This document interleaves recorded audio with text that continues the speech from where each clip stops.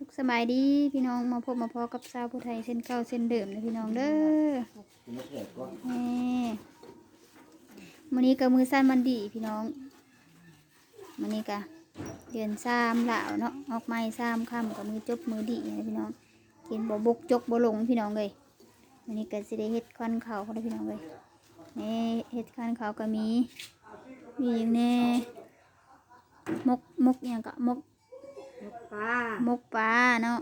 เพิ่นว่ามกอะลอมเนี่ยพี่น้องนี่มีมกปลาแล้วก็มีอันนี้ข้าวปลาพี่น้องข้าวปลาที่เฮ็ดมื้อวานนี่แหละแล้วก็อันนี้ก็มีน้ำหอมก็มีไข่พี่น้องเลยมีจีกับปูแดงมีหยังมีมกมกมันอะไรพี่น้องเลยมีเบอร์คูณเบอร์ยอพี่น้องปลาขาวไปแล้วก็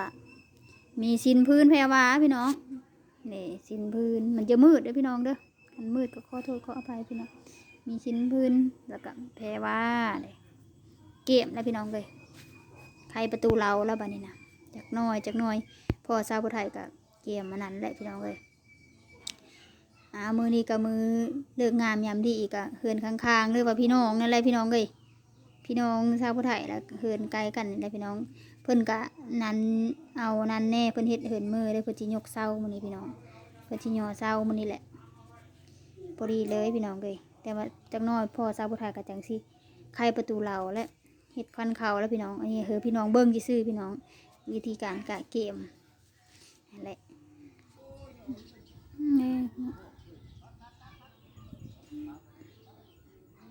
อยู่ไก่นิดนึงนี่พี่น้องแล้วก็คือพวกเรายันกวนน้ำกระเจ้า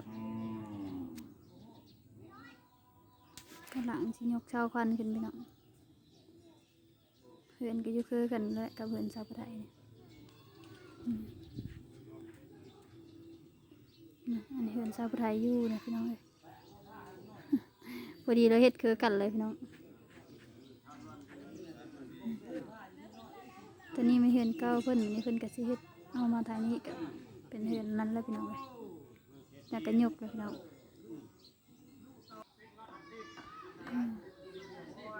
กำลังยกพี่น้องนกเศร้าแล้วเพื่อหย่อเศร้าเจ้าข้าเจ้าแล้วเพื่อใจสิมาใครประตูเราหรือว่าเฮ็ดคันเขาอะไรพี่น้องพอเศร้าผู้ไทยสีผมในต่างมูเลยนะเนี่ยเศร้าผู้ไทยก็ไปเบิ้งน้องข้าเจ้าพี่น้อง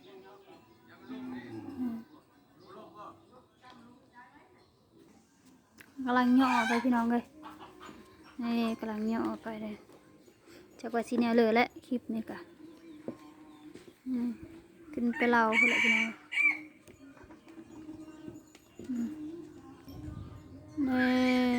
พี่น้อง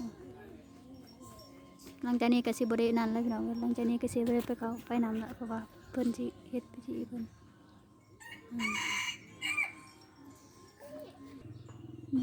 ไปลาวเลยกะนั่นนะพี่น้องแต่เคยลากับหลายพี่น้องเขาจะเปิดเพลงนี่นะจากซีเนียคลิปนี้ก็จะติดนี่แหละปกติก็บ่ได้เปิดเลยพี่น้องเปิดมื้อนี้